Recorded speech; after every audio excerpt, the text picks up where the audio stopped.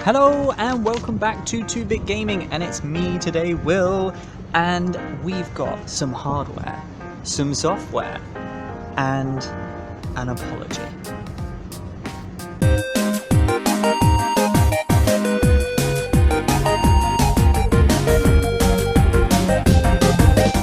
Hello guys and girls, and welcome back. So as I mentioned, we're going to be going through some, well, there's loads to get through today, so we're going to get right to it. But first off, before we go anywhere, myself and Josh recently put out a video on our thoughts and also fellow creators' thoughts on what we want to see from Project Scarlet and PS5 next year when they turn up. Lots of people DM'd. There was one person in particular who said that they would message me later on. They did, and they did it privately, and I completely mislaid their message. So sincere apologies to Mr. Scruffles, and I'm actually going to read out what he sent now because it's only fair, and I feel terrible. So I am so sorry, dude, for leaving you out of that video, but here we go. So Mr. Scruffles, first off, is probably should have his own stand-up show, if I'm being honest. He is one of the funniest creators out there. He is amazing. A lot of FPS, but the stuff he does, the people he teams up with, it's done in such a way that it just, I can barely watch it sometimes. He just has me absolutely wetting myself. He is the funniest guy you should ever wish to meet. A lovely person as well, really kind-hearted. Started YouTube at around about the same time as myself, and deserves all the credit that he gets. So check him out, subscribe, tell him we sent you, and yeah, enjoy is all I'm going to say. So what he said in relation to Project Scarlet and PS5. So he put, "Hey man, my ideas for the PS5 and what I would like to see improvements on would be the share factory, having more options and editing capabilities so you can do more with it. Maybe an app where you can send your PS5 clips to a computer and the app gives you a built-in editing software which allows you to make more efficient edits." Awesome idea, I love that. And quite rightly so. You know, there's a lot of people still out there who might not have, you know, a capable PC, you know, but to transfer data over that way, you know, and send what you've recorded over to a PC, I think that's brilliant and not too far of a stretch either. So why, yeah, absolutely, why not? This seems more like a game thing than a console thing, he's then stated, but if there was a way view a game's world to see things on a free moving camera without the use of a built-in photo mode, that would be pretty cool. And I agree, that does sound pretty cool, and I'd be up for that as well. The last part that he put, he does state, and lastly, instead of having to install a game onto the console, you can play it straight away. However, there would be some sort of cloud storage, so if the disc was to ever break, the game leaves a digital imprint in the cloud, allowing you to then install the game onto the console, or just have your games in the cloud, which then removes the console storage issue. Amazing. I think you may have just solved world gaming issues. That's just obvious, isn't it? And what a cool idea. Once again, not by any stretch of the imagination, not out of the boundaries of what they are capable of doing. So absolutely, thank you so much for your comments, dude. Apologies that this is so late, but we got it out there, so thank you once again. I really appreciate it. So jumping right into things, really the hardware, I suppose, first off. Now, I mentioned in the video previously the 8BitDo Sn30 Pro Plus controller, an awesome controller, which they're saying is the greatest controller ever made, and you can use it on most devices, including the Switch. Yeah, I just wanted to go over it only because I hadn't realised that not only does it work on most devices, it's also got a little slot where you can put your phone in, and you can and you can use your phone. You can use it, and you can stream, and you can play games while it's attached to your phone. How cool is that? You know, and it doesn't look weird, and it doesn't look creepy, and I really get it, and I think it's awesome.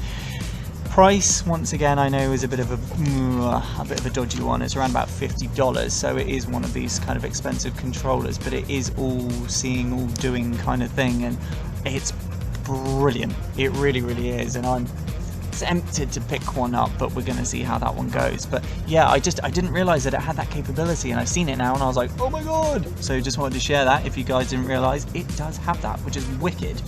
Sticking with the whole controller theme, there's an accessory maker called PDP, and they're back with 2 new controllers. They'll join the company's wired FightPad Pro range. They've been officially licensed by Nintendo, and they have a 10-foot USB cable to connect to your Switch dock. And it also has like swappable C-sticks as well, because they're basically built for people who absolutely love the GameCube controllers, which I am a fan of them.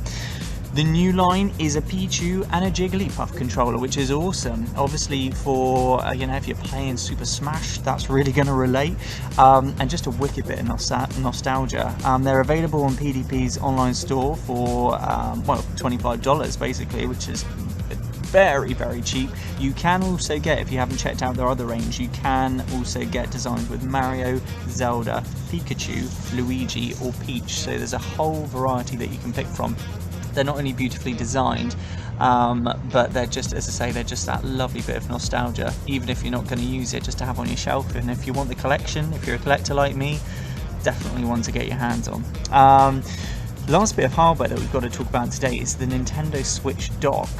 Now, this is something a bit new, but there's a new dock in town, and this one, well, it's a Kickstarter, but it is obliterated its Kickstarter and what they were intending to raise for it. So the product developer Human Things has started a Kickstarter campaign for its latest piece of kit. It's called the Genki Covert Dock.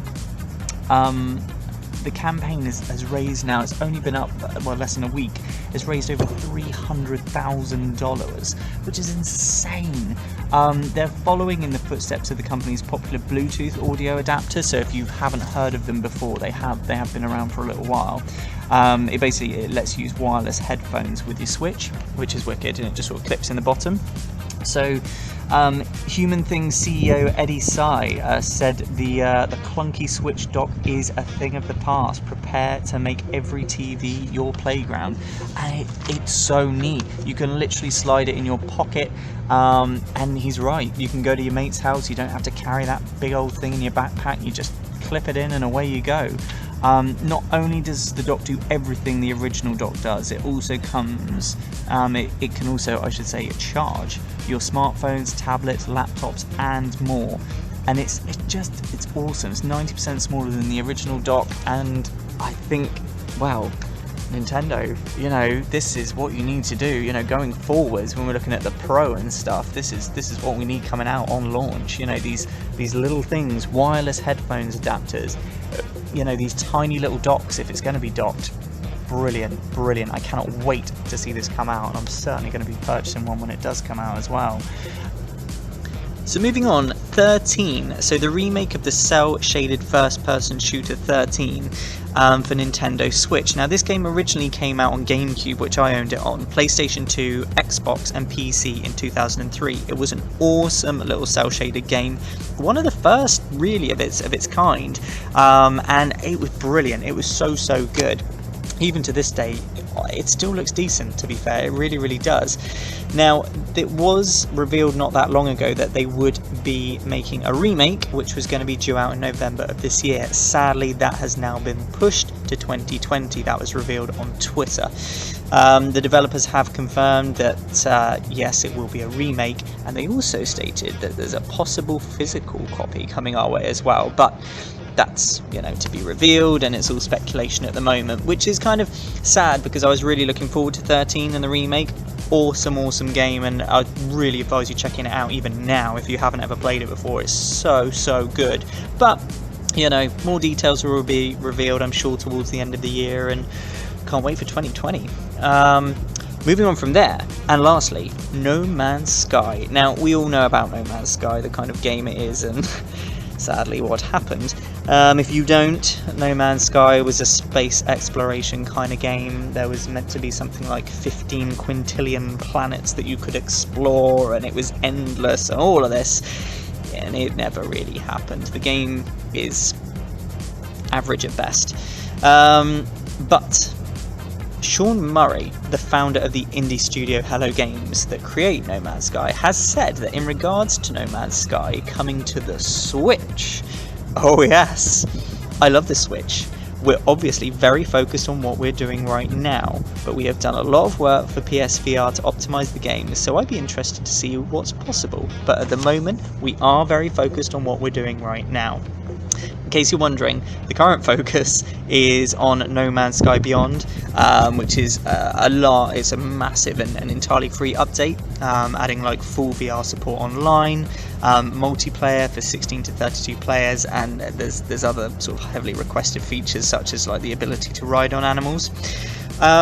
So yeah, I I can't see it happening for a little while. They've got a lot on their plate over there at Hello Games, but interesting. I'm glad they asked that question, because a game like that could transfer really, really well onto the Switch. And I think people, always think the Switch, like, oh, how would they ever squeeze it onto the tiny little Switch?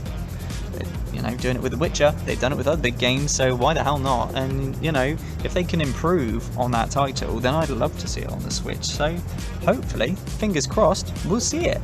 So, who knows? So, like I say, a little bit of hardware today, some software, and my sincere apologies to Scruffles. I'm sorry, dude. Thank you very much for watching the video. We really do hope you enjoyed yourselves. If you have done, then please consider subscribing to the channel and be sure to click that like button. Please do leave us some comments. We love hearing back from you. So, good or bad, let us know. And as always, guys and girls, we will see you on the next video. Bye-bye.